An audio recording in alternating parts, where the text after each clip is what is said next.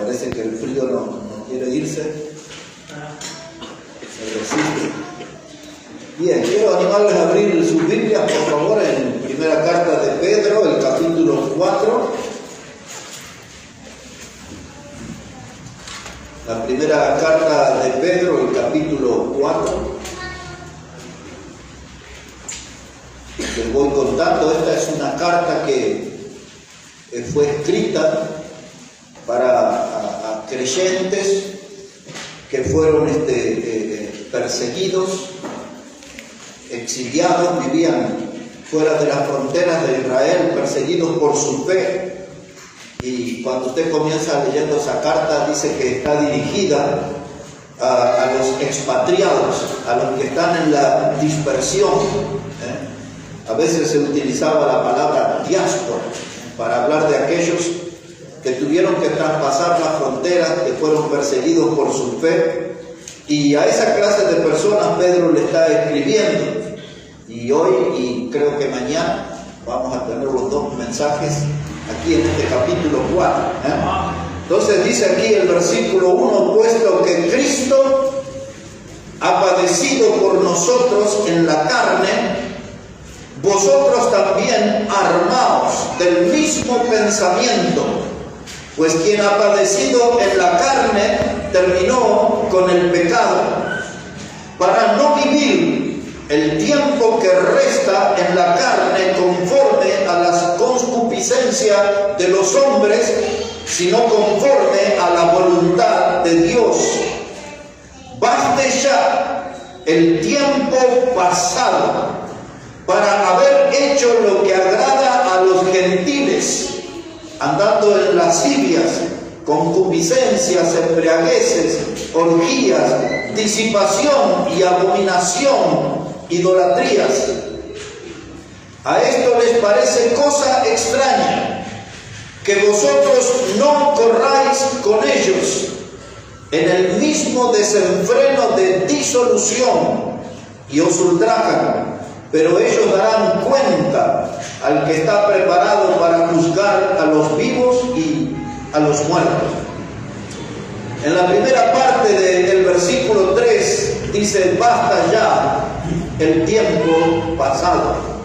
Y ese va a ser nuestro tema en esta reunión. Basta ya de correr en el pasado. Nosotros debemos comprender, hermanos, que ya no vivimos en el pasado, ya no estamos ahí, ya no somos gente que tiene que permanecer en el pasado, tenemos que abandonar definitivamente nuestro pasado. Y este pasaje, hermano, es toda una invitación para que nosotros podamos dinamitar los puentes que nos unen con el pasado y podamos vivir una vida abundante en Cristo. Una vida nueva, no con las ataduras al pasado. Este pasaje, hermano, tiene un desafío para nosotros y tiene una gran invitación para vivir una vida santa. Una vida que sea totalmente diferente a la que teníamos anterior de conocer a Cristo. En otras palabras, hermano, es como que tenemos que asistir al funeral de nuestra vieja vida y enterrarlo de tal modo que esa vieja vida no vuelva a aparecer más frente a nosotros. Amén. Que todo lo que tengamos sea esta vida nueva en Cristo. Que todo lo que tengamos, hermanos, sea algo lejos de las aguas turbias e infectadas del pecado del mundo. Ya no tenemos que andar en esas corrientes. Tenemos que andar en una vida nueva en Cristo. ¿Y qué vamos a hacer con nuestro pasado? Nuestro pasado, hermano, no puede corregirse. Ya sucedió de un modo. Nuestro pasado no se puede cambiar. Pero lo que sí podemos hacer con nuestro pasado es evitar transitarlo otra vez más. Alejarnos de aquella vieja vida. Por eso dice aquí, hermano, que nosotros tenemos que dedicarnos a militar, a vivir esta vida nueva en Cristo. Una vida abundante, una vida triunfante. Ese es el desafío que nos presenta este capítulo 4. Amén. Y como usted pudo haber visto ahí, no me voy a detener mucho, pero dice el versículo 3, hablando de una galería horrenda de pecados, de lascivias, concupiscencia, embriagueces, orgías, disipación y abominables idolatrías. Y muchas veces algo de esto había en nuestro pasado, y eso nos avergüenza y nos duele recordar que pudimos haber sido practicantes de algunas de estas cosas que lastimaron el corazón de Dios. Y la Biblia dice, si hay algo de eso en su vida, olvídense ya, sepulte su pasado y dedíquese a vivir una vida nueva en Cristo. No quiero que pierda aquí este texto, pero quiero que venga a Colosenses capítulo 3, y luego vamos a regresar aquí a Pedro.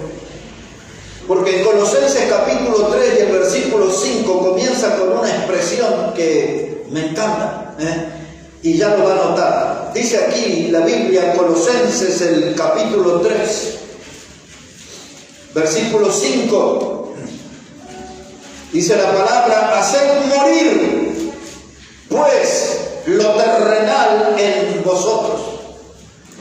Es lo mismo que terminé de decir, que tenemos que asistir al funeral de nuestro pasado, al entierro de nuestro pasado. Pablo a los colosenses se lo dice en estos términos: haced morir pues lo terrenal, aquel estilo de vida pecaminoso que tenían. Y ahora empieza a enumerar cosas parecidas a las que habla Pedro. Quizás, hermano José, podemos cerrar ahí para más tranquilidad, no hay problema. Otra vez, hermano, dice el verso 5: haced morir pues lo terrenal en vosotros. Y ahí empieza con la lista: fornicación, impureza, pasiones desordenadas, malos deseos, avaricia, que es idolatría, cosas por las cuales la ira de Dios viene sobre los hijos de desobediencia, en las cuales vosotros también anduvisteis en otro tiempo, cuando vivíais en ellas. Entonces notamos que la Biblia nos desafía a morir a nuestro estilo de vida anterior y ser militantes ahora de la fe en Cristo, de caminar con Cristo. Dice aquí Pablo ahora a los colosenses, dice: anduvisteis en otro tiempo en eso, pero ya no vivimos en el pasado, ahora tenemos un presente con Cristo, ahora tenemos una comunión con el Señor, ahora tenemos una Biblia como guía, ahora ya tenemos la luz de la palabra que es lámpara a nuestros pies. Ya no tenemos que estar nosotros manejándonos en tinieblas. Hay una nueva vida, hermano. Dice: hacer morir pues lo terrenal. Amén. Ahora, eso, hermano, no se logra por un decreto. Vamos a hacer un decreto que morimos a la vieja vida. No, eso es una lucha diaria. Todos los días vamos a tener que luchar. Todos nosotros vamos a tener que luchar con alguna de esas pecados del pasado que quedaron en nosotros como debilidades. Por eso no podemos descuidarnos, porque en cualquier momento alguno de esos pecados del pasado puede reaparecer en nuestra vida. Ya sabemos de la astucia del diablo, ya sabemos que él trata de manchar el testimonio de la vida nueva en Cristo con cosas de nuestros pasados. A veces el diablo usa hechos de nuestro pasado para torturarnos, para lastimar nuestra conciencia y para paralizarnos. Porque hay algunos que escuchan a veces al diablo y él dice: pero tú eras un pecador, eras un inútil, eras esto y esto, ¿y cómo ahora estás en la obra de Dios? ¿Con qué cara estás en la obra de Dios? Con la cara nueva y con la vida nueva que me dio Cristo. Amén. Y así entonces, hermano, dice Pedro. Ahora volvemos a Pedro capítulo 4, porque hay dos palabras ahí que quiero explicarles.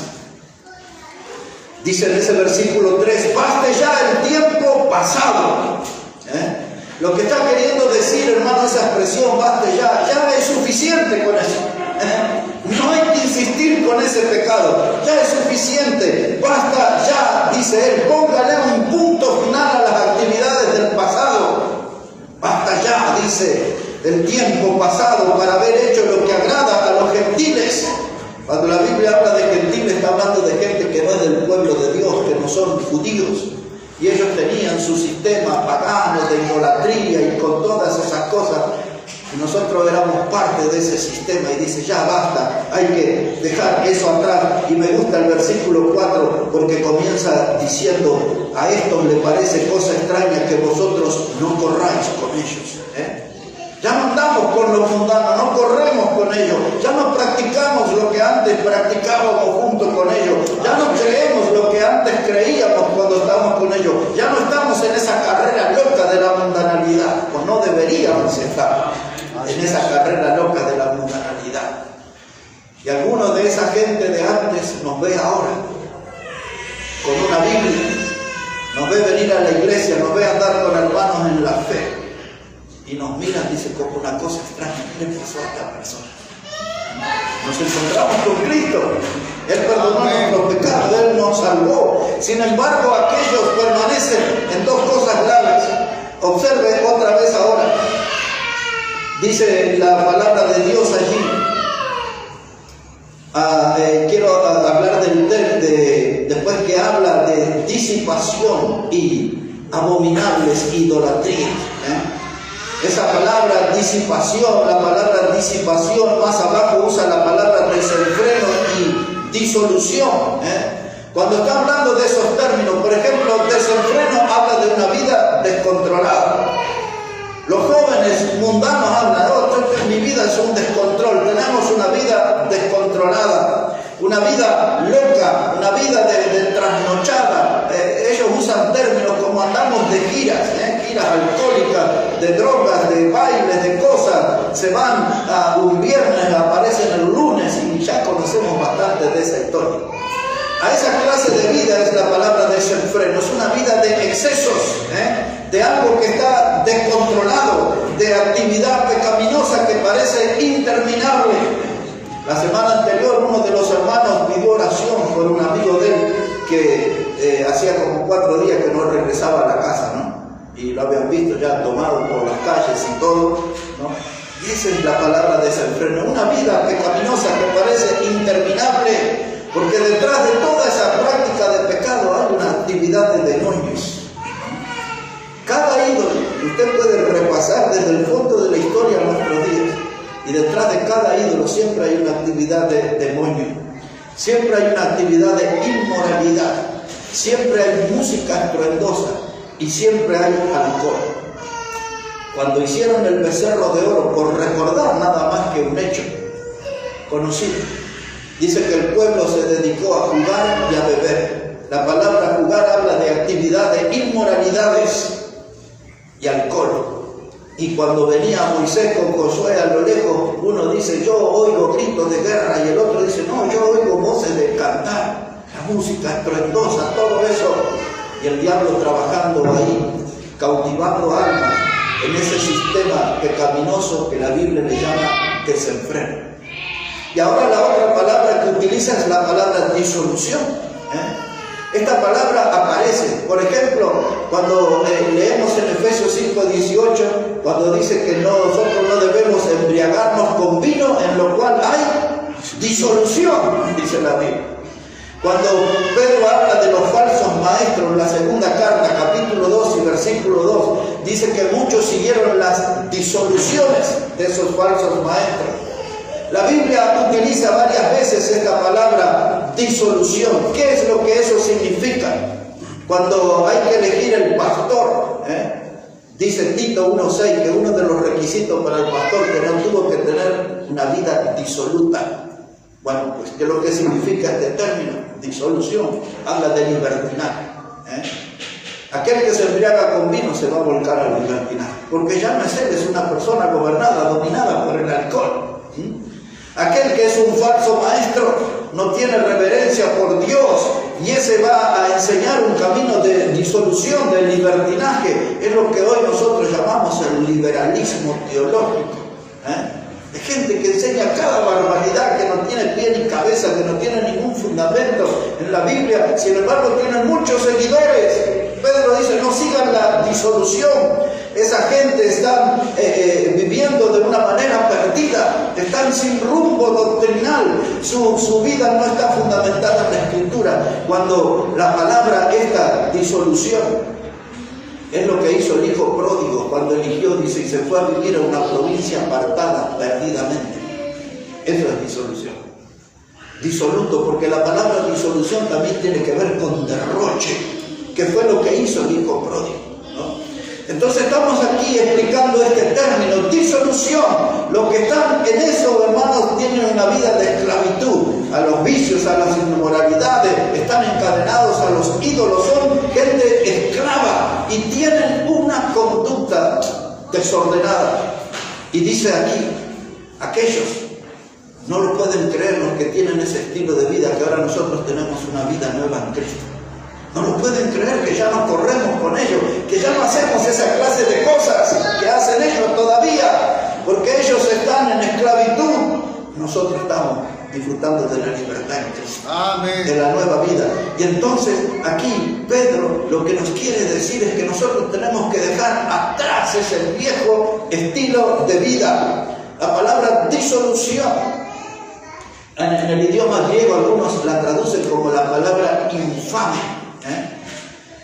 Esa palabra infame en nuestra lengua habla de alguien desacreditado, es decir, alguien que no está en serio, de un irresponsable, alguien desacreditado. También esa palabra infame habla de una canalla. Este es un canalla, mire lo que ha hecho. Esa cosa, la palabra se traduce como perverso, la palabra se traduce como nefasto, la palabra se traduce como indigno. Ninguna de esos estilos de vida debemos tener nosotros. Ninguna de esas palabras debe ajustarse al que está en Cristo, porque ese estilo de vida de desenfreno, de disolución, esa clase de vida infame, ya quedó del otro lado de la cruz. Ahora nuestro desafío es vivir esta vida nueva en Cristo. Y entonces dice Pedro, ellos se sorprenden que no corréis con ellos. Y cada día asegurémonos que no estamos corriendo con ellos. Cada día tenemos que asegurar que no hemos vuelto a la vieja vida, que no hemos vuelto a las viejas andanzas, porque esas que andan alocadamente, esas son las estampidas del diablo. Lo que la gente dice, ahí se fue siguiendo la manada. ¿Y dónde anda su hijo? No sé, mire, se fue ahí a un baile, una fiesta, ahí se fue siguiendo la manada. ¿Y quién produce esa estampida? ¿Quién dirige esa manada? El diablo mismo. Después, si usted quiere, en su casa, puede releer un texto del Salmo 49, 14, cuando habla de que el diablo pastorea esas almas hasta el Seol, hasta el infierno. Él es el que dirige la manada de los perdidos. Él es el que produce la estampida y la gente corre alocadamente en esta vida para todas partes sin Dios. Andan sin rumbo, andan a la deriva. Y ahora Pedro dice, no corran con ellos, no corran con ellos, porque nosotros tenemos un camino cierto, que es Cristo. Él es el camino, y nosotros tenemos un destino definitivo, que es el cielo. En cambio, estos otros andan a la deriva, aquí, liderados por el diablo mismo. Y ahora dice Pedro que a ellos nuestro estilo de vida nuevo les parece cosa extraña. Por eso cuando ellos hablan con nosotros, ¿no? Dice, ¿qué le pasa? Este es un anormal. Un compañero de demostrador, de bar, un compañero de cerveza, y ahora le invita y dice, no, yo no. Yo no. Como dijo una enfermera que asiste ahí a los partidos de fútbol, me dice, yo no puedo entender cómo usted está todo el día sin tomar aquí.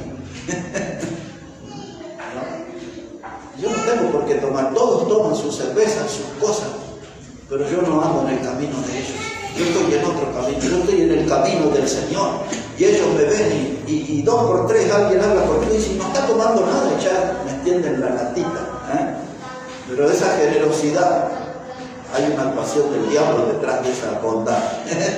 Que quieren que uno no tenga sed. Yo puedo privarme de todas esas cosas porque yo ya no corro con ellos, yo ya no ando como ellos, yo tengo una vida nueva en Cristo. Para ellos soy una normal. Y ustedes en los lugares donde rechaza esa clase de vicio lo van a ver como una normal. Este es un bicho raro, ahora no toma, ahora no fuma.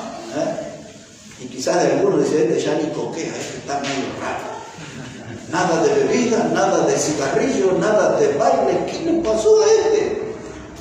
Que nosotros ya no corremos por ellos. Porque ahora estamos en un nuevo camino. ¿Y cómo reaccionan ellos? ¿Cómo reaccionan los que están en el desenfreno? ¿Cómo reaccionan los que están en disolución, los infames? Observe cómo reaccionan. Dice ahí el versículo 4. Quiero que note la última palabra del versículo 4. Dice, y os ultrajan. ¿Sabe qué quiere decir eso? que cuando ellos ven que ya nosotros no tomamos, no fumamos, ni nos drogamos, ni andamos en ninguna cosa rara, entonces terminan ultrajándonos. Pues esa expresión lo que significa, hermanos, que nos llenan de insultos. Así es. Nos llenan de insultos. Entonces cuando ven que ya no tenemos nada que ver con la vieja vida, se descargan insultándonos y nos dicen, pero sos un ignorante. ¿Qué te pusieron en la cabeza en esa iglesia? Sos un flojo, sos un afeminado, y piropos así nos dicen, ¿no? Dice, ¿cómo que no vas a tomar un traguito? ¿Qué pasó? ¿Por qué te haces el santo si ya conocemos tu historia, que sos un gran pecador? Pero eso es parte de mi pasado. Así es. Ahora tengo una nueva vida en Cristo. Amén. Y entonces, hermanos, siempre donde nosotros nos movamos con gente de antes de haber conocido a Cristo, nos van a terminar insultando, ofendiendo, porque ellos no pueden entender que ya no corremos con ellos en esa vida loca.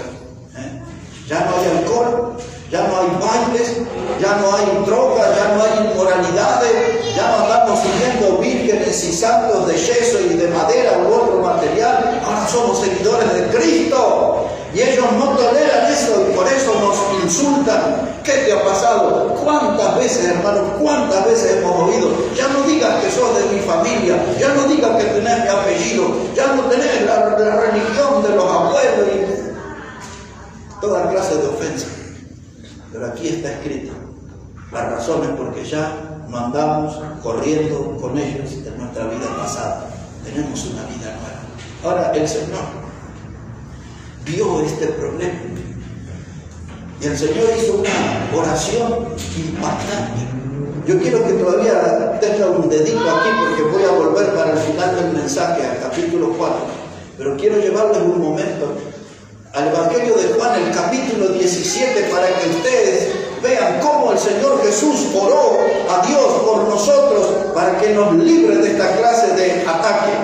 Observe ahí, por favor, el Evangelio de Juan, el capítulo 17 y el versículo 14. Juan, el capítulo 17, versículo 14. Y dicho, hermano, sea de paso, trate de leer todo ese capítulo en su casa, porque esa oración que Jesús hizo acá en este capítulo es realmente conmovedora. Cada vez que yo leo este capítulo, despierta algunas lágrimas, porque veo la preocupación de nuestro Salvador por nosotros, la preocupación, cómo Él estaba en todo. Y observe una parte de esa oración aquí, capítulo 17, verso 14. Dice Jesús, yo les he dado tu palabra. Él está hablando con Dios, con el Padre. Y Él dice, yo les he dado tu palabra. Y el mundo los aborreció, porque no son del mundo, como tampoco yo soy del mundo. No ruego que los quites del mundo, sino que los guardes del mal. No son del mundo, como tampoco yo soy del mundo. Santifícalos en tu verdad. Tu palabra es verdad. Amén. Ahora Jesús, orando por nosotros, le dice Él al Padre, yo les di tu palabra. Y recibimos el Evangelio. Y el Evangelio transformó nuestra vida. Y el Evangelio nos salvó. Y Jesús dice, yo les di tu palabra. Y ahora como tienen una vida nueva, el mundo los aborrece. El mundo no les hace lugar. Van a jugar al fútbol, no les hacen lugar. Van a estudiar el colegio, no les hacen lugar. En el trabajo lo hacen a un costado. En la familia lo hacen a un costado. El mundo les aborrece porque lo que cambió su vida fue la palabra. Yo les di tu palabra, el Evangelio, el mensaje de salvación. Y frente a esa transformación, a esa vida nueva, el mundo nos aborrece. No pretenda recibir mimos del mundo. No pretenda recibir consuelo, una voz de aliento del mundo. El Señor fue claro, dice, el mundo los va a aborrecer porque recibieron tu palabra, creyeron en tu palabra. Esta palabra los transformó, los salvó. Y ahora dice Jesús, yo te ruego, no los quites del mundo. No los quites. Por eso estamos acá todavía. Pero dice Jesús, protégelos del mal. Y esa palabra del mal Es la misma que nosotros encontramos en lo que el Evangelio llamamos el Padre Nuestro. Y dice, y no nos metas en tentación más, líbranos del mal. Y esa expresión en el Padre Nuestro se transforma en líbranos del mal o del maligno, porque el maligno es el que produce el mal. Y ahora dice Jesús en esta oración, dice, no te ruego que los quites del mundo, sino que los libres del mal, los cuides del mal. Porque sabemos que el que está furioso contra estos hombres y mujeres que tienen una vida nueva en Cristo es el maligno. Y Él va a hacer toda clase de cosas y va a usar todos los instrumentos que Él pueda para hacerles daño. Entonces el Señor Jesús dice, protégelos. Dice, no te ruego que los quites del mundo, sino que los guardes del mal. No son del mundo, como tampoco yo soy del mundo. Porque Él estaba diciendo, yo lo viví en carne propia, cada cosa de lo que el mundo les va a hacer a ellos. Ellos no son del mundo, yo tampoco soy del mundo. En otras palabras, como que Jesús está diciendo, yo sé de qué estoy hablando. Yo sé lo que les espera a mis seguidores.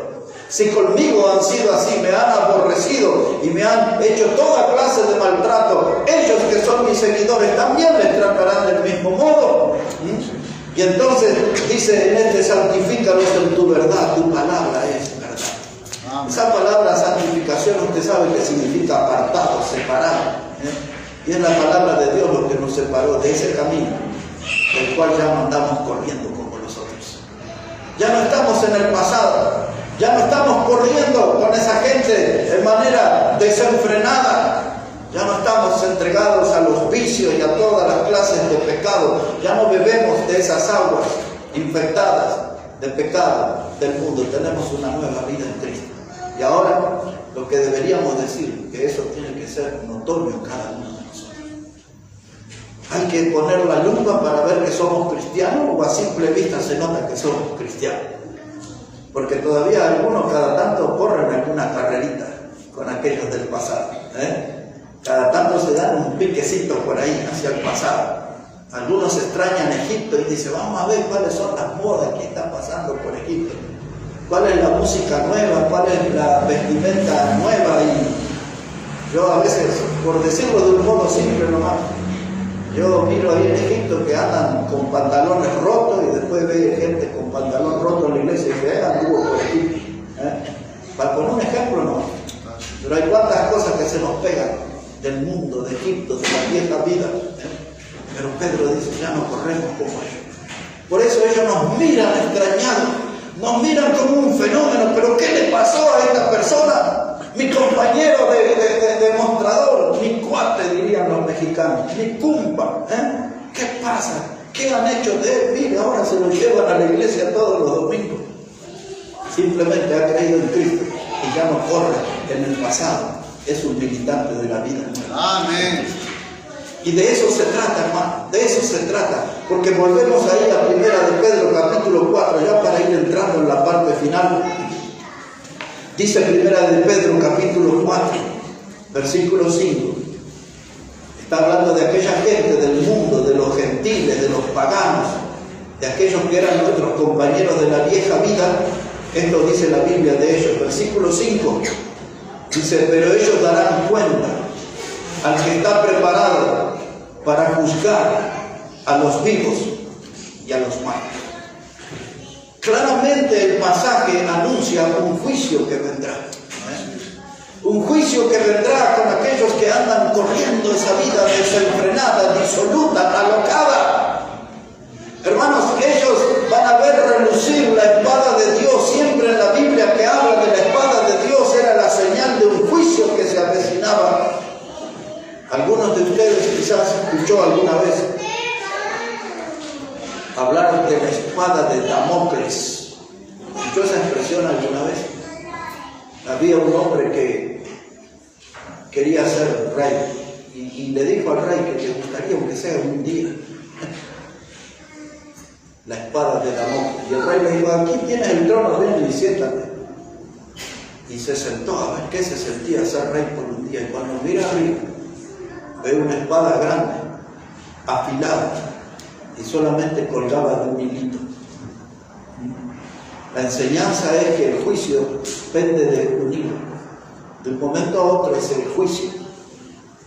viene, el hilo se corta, la espada cae y el juicio viene sobre nosotros. Y ahora dice Pedro aquí, dice, pero ellos darán cuenta al que está preparado para juzgar a los vivos y a los muertos. Y entonces hay dos pasajes que necesitamos analizar y terminar en esta noche.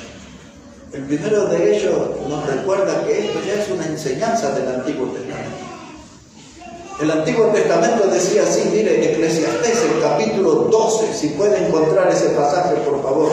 Eclesiastés, el capítulo 12, versículo 13. Eclesiastés, el capítulo 12 y el versículo 13. Dice la palabra de Dios allí, hermanos. El fin de todo el discurso oído es este: teme a Dios y guarda sus mandamientos, porque esto es el todo del hombre, porque Dios traerá toda obra a juicio, juntamente con toda cosa encubierta, sea buena o sea mala.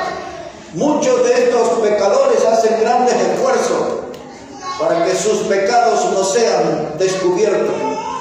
Pero aquel día en que ellos estén frente a Dios, dice que Dios sacará a la luz toda cosa encubierta. Ahora, ¿cuándo sucederá eso? Recordamos nada más. Cuando el libro de Apocalipsis, en el capítulo 20 y versículo 11 y 12, dice el Señor que vio allí un trono blanco y vio quién estaba sentado en ese lugar. Y dice que delante de ese trono huyó el cielo y la tierra. De eso, si Dios quiere, voy a hablar mañana. Y allí estaba, dice que los libros fueron abiertos y todos los que habían sido muertos sin Cristo, quiero subrayar eso, en ese lugar, en ese evento, estarán todos los que han muerto sin Cristo. Y dice, y se abrirán los libros, y el libro será abierto. Y entonces, en la vida de un pecador hay mucho, más de un libro se necesita. Y el libro es el libro de Dios, porque en ese lugar todos serán juzgados con la palabra de Dios. Y ahí es donde nosotros nos damos cuenta que estos que andaban desenfrenadamente, de vida disoluta, infame, cada pecado será citado en su día, en su hora, en su lugar, y no habrá forma de defenderse. Ahí está todo registrado en el libro de Dios.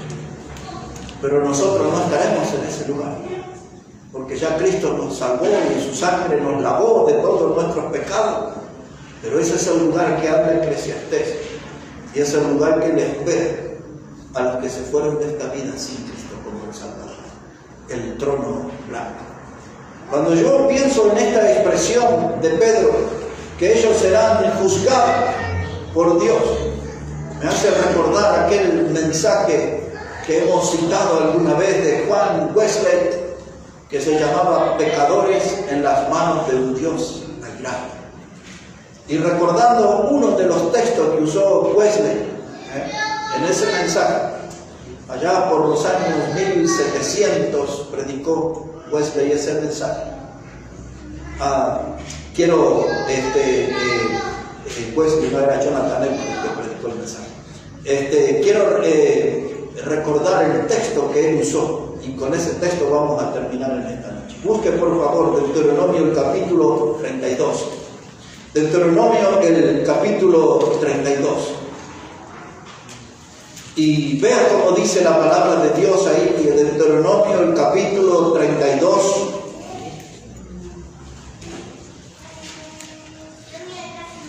Y vamos a estar leyendo allí versículo 32 a 35. Deuteronomio 32, versículo 32 a 35. Dice, porque de la vid de Sodoma es la vid de ellos, y de los campos de Gomorra las uvas de ellos son uvas ponzoñosas, racimos muy amargos tienen, veneno de serpiente es su vino, y ponzoña cruel de áspides. ¿No tengo yo esto guardado conmigo, sellado en mis tesoros? Mía es la venganza y la retribución. A su tiempo su pie resbalará, porque el día de su aflicción está cercano y lo que les está preparado se apresura. El juicio de Dios. Dice, aquellos que tienen esa clase de vida alocada, desenfrenada, aquellos que bebieron, dice, de las vid de Sodoma y de las uvas agrias y ponzoñosas de Gomorra, aquellos que anduvieron en esa vida licenciosa de pecado, dice Dios en el verso 34, ¿no tengo esto guardado yo conmigo? Cada uno de esos hechos, ¿no los tengo yo registrados, dice el Señor, sellado en mis tesoros? Ahí está para el día del juicio. Pero el verso 35 dice, mía es la venganza y la retribución, y a su tiempo su pie resbalará. Y en esa expresión yo quiero que pensemos juntos. A su tiempo su pie resbalará. Este mundo, hermano, es un lodazal. Este mundo está como lleno de barro delante del andar de cada uno.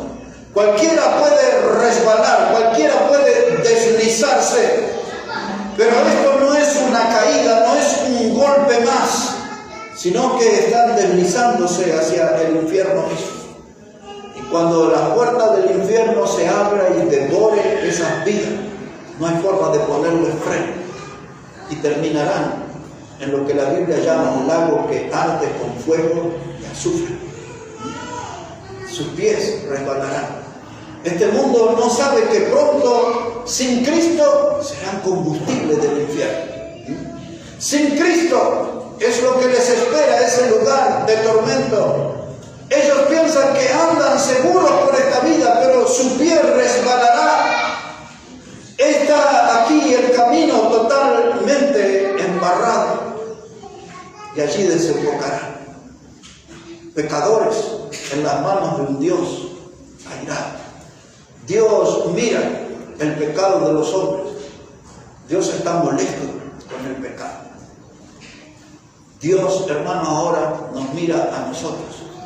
Porque a la luz de esto la pregunta que se impone, ¿y qué con nosotros?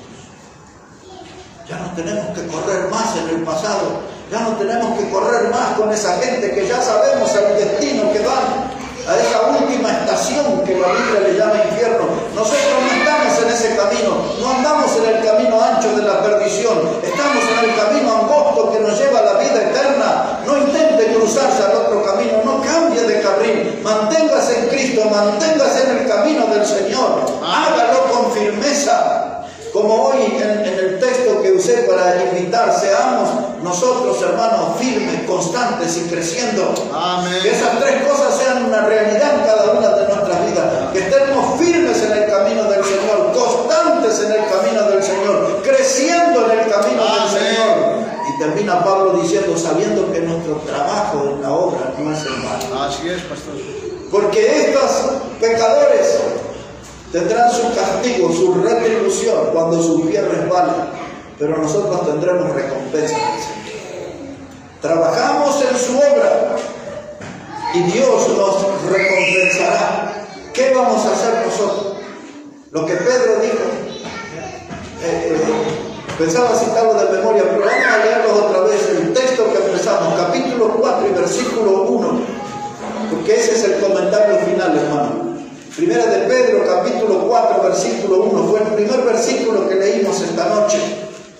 Dice Pedro, puesto que Cristo ha padecido por nosotros en la carne, vosotros también armaos del mismo pensamiento, pues quien ha padecido en la carne terminó con el pecado. Amén. Lo que él está diciendo, en otras palabras, Cristo murió en esa cruz por los pecadores, y Cristo en esa cruz venció al pecado, venció al diablo, venció a la muerte. Amén. Pero cuánto padecimiento le costó, cuánta tortura, cuánta humillación, cuánto dolor.